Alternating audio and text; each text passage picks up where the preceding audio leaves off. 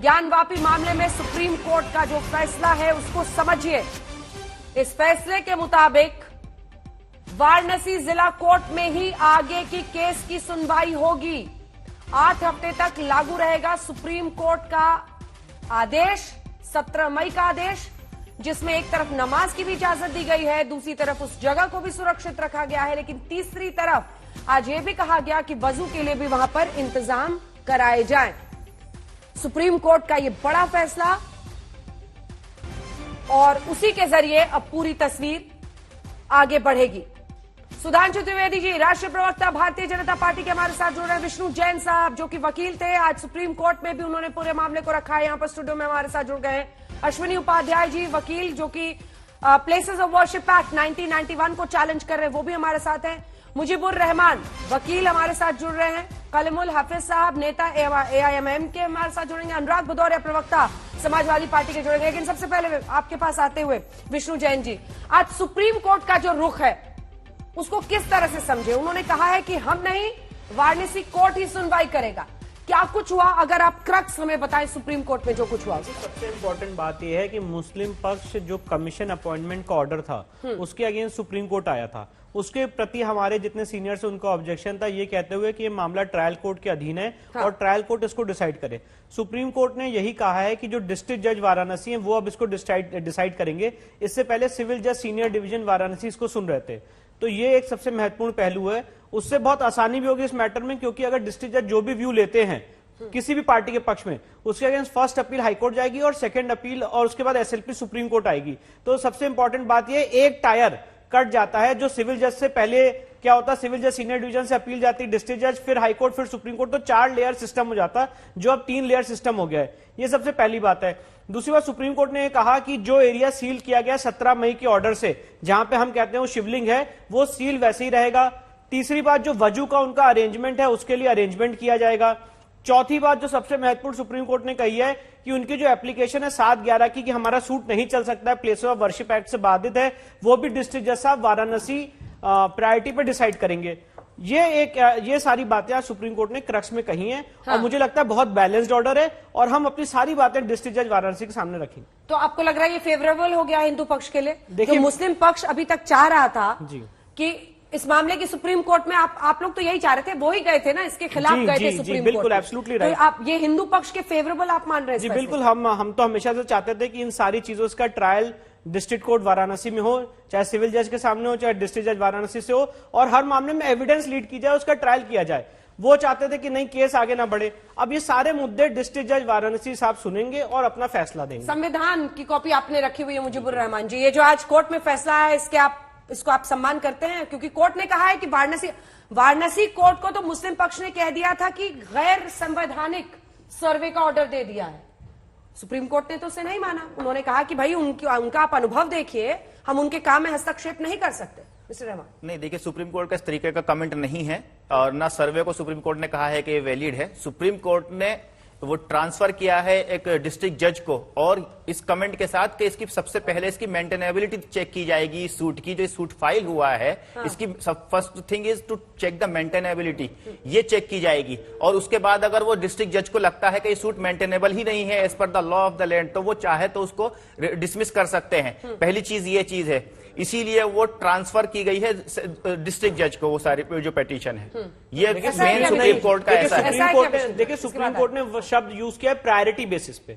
Priority basis का ये मतलब नहीं होता कि सबसे पहले वो देखी जाएगी। और एनीवेज अगर इनका ये इंटरप्रिटेशन भी है, तो जो हमारा पक्ष है कि धार्मिक स्वरूप भी उस जगह का देखा जाएगा, वो दोनों इंटरमिक्स क्वेश्चंस हैं जो मेंटेनेबिलिटी ऑफ द सूट में साथ में डिसाइड होंगे। अगर ये कह रहे हैं कि नहीं, ये सूट आगे नहीं चल सकता है, सेक्शन 9 ऑफ CPC से बार्ड है, और हम कह रहे हैं कि नहीं, सूट चल सकता है, धार्मिक स्वरूप देखा जाएगा, तो ये दोनों बातें अब डिस्ट्रिक्ट जज वाराणसी के सामने बहस की जाएगी।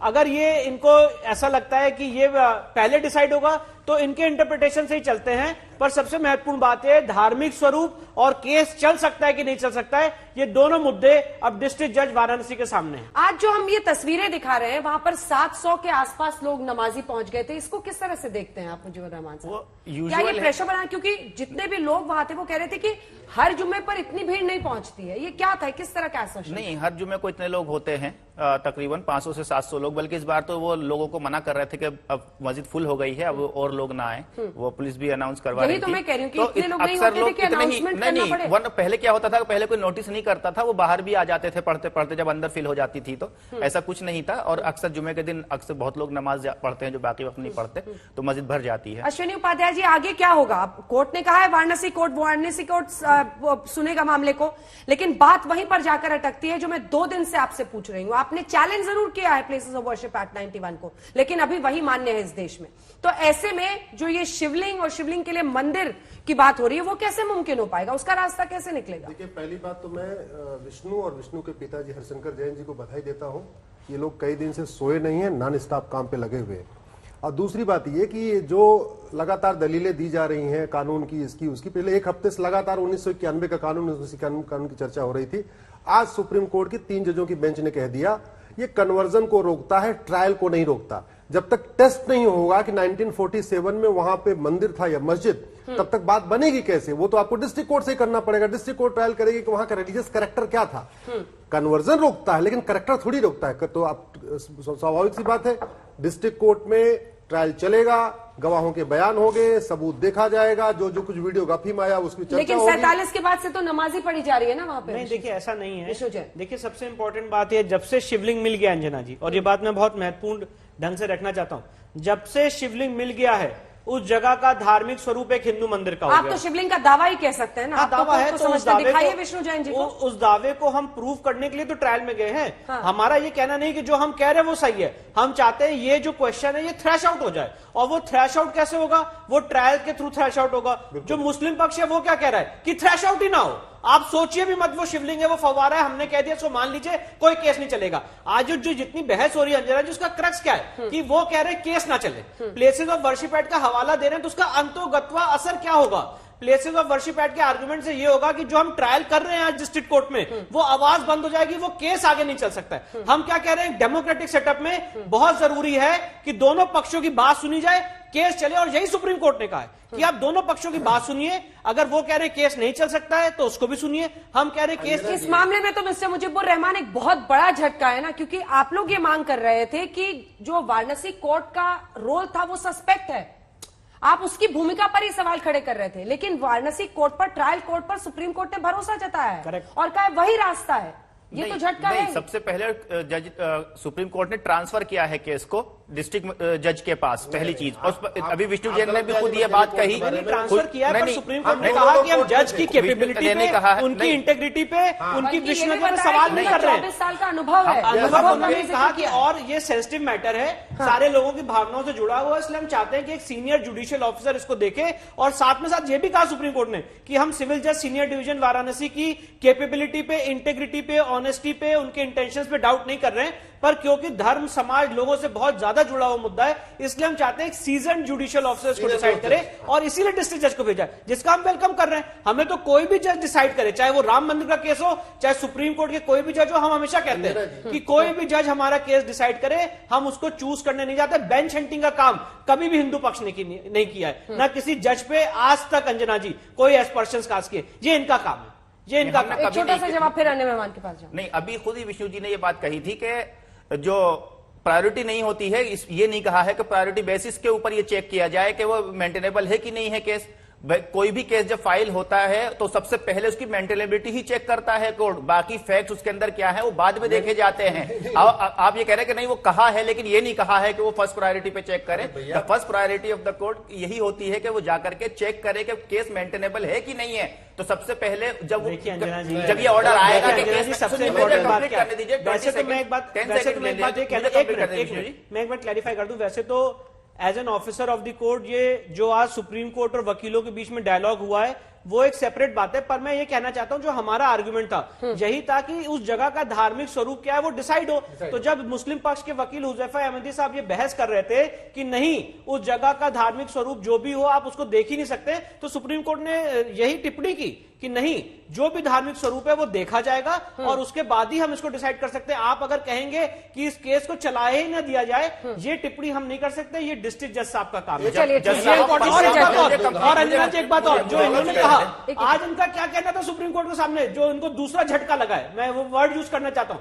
इनके वकील ने सुप्रीम कोर्ट में कहा कि वजू वही होना चाहिए, जिसमें सुप्रीम कोर्ट ने कहा नहीं वो एरिया सील रहेगा, और वो एरिया तब तक सील रहेगा जब तक आप मेंटेनेबिलिटी नहीं डिसाइड कर देते। इनकी डिमांड थी। पर आगे क्या होगा विष्णु जी? देखिए सील्ड तो है एरिया जी, लेकिन प्लेसेस ऑफ वर्शिप एक्ट 91 तो आड़े आएगा। आप कैरेक्टर कैसे चेंज करेंगे? हमारे हिसाब से आड़े नहीं क्या सोचा हुआ है? मैं इसलिए कह रहा हूं, मैं आपके सामने कह रहा हूं, एडवोकेट कमिश्नर साहब की रिपोर्ट आ चुकी है, उसकी सर्टिफाइड कॉपी हमको मंडे को मिल जाएगी। उसके जितने कंटेंट से हम डिस्ट्रिक्ट जज के सामने रखेंगे कि इसका धार्मिक स्वरूप एक हिंदू मंदिर का है, इसके अलावा जो वहां पे विभिन्न देवी देवताओं के चिन्ह मिले, गुंबद के ऊपर गुंबद मिला है, हिंदू देवी देवताओं की कटी हुई मूर्तियां मिली हैं, इसके अलावा जो नीचे तहखाना जा रहा है, जो शिवलिंग मिला है, हर एक चीज इंगित करती है अंजना जी की वो एक भव्य हिंदू मंदिर था।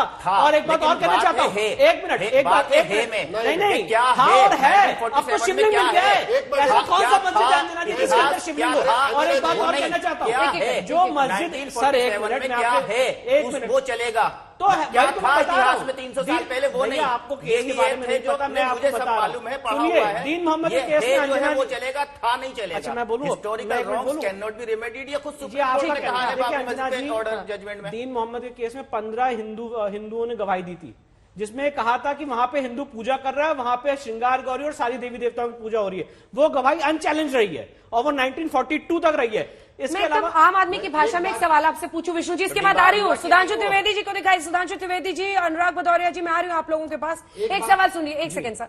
अगर किसी की मामूली चीज भी चोरी हो जाती है और वो चीज बरामद होती है, वापस उस व्यक्ति को सौंपने के पहले एक पूरी कानूनी प्रक्रिया होती है। Correct, exactly. तो मैं वही समझ रही हूँ, समझना चाहती हूँ। एक तो अभी ये साबित होना है कि वो शिवलिंगी है, ये दावा कर रहे हैं फव्वारा है, ये कैसे होगा? क्या एएसआई की एंट्री होगी? क्या वो परखेंगे कि है नहीं है, कितना पुराना है, कैसे होगा? ये प्रक्रिया क्या होगी? ये प्रक्रिया देखिए, हमने ऑलरेडी एप्लीकेशन मूव कर दी, एप्लीकेशन नंबर है 82 गा, और हमने यही कहा है कि जो वजू खाने के नीचे दीवार जा रही है जिसमें आर्टिफिशियल वॉल्स, उसको खोल दें। ये कह रहे हैं फाउंटेन है तो दिखा देना भैया फाउंटेन है, हम चुप हो जाएंगे। और अगर हम कह रहे हैं शिवलिंग है तो उसका लेंथ और ब्रेथ और सारी चीजें नाप ली जाए। पर इनका क्या कहना है, ये नापा ही नहीं जाएगा, ये देखा ही नहीं जाएगा, हमने कह दिया फाउंटेन है तो आप चुप हो जाइए। ये चीज एक हेल्थी डेमोक्रेसी में नहीं चल सकती, और इसीलिए ये सारी एप्लीकेशन सब डिस्ट्रिक्ट जज वाराणसी डिसाइड करेंगे।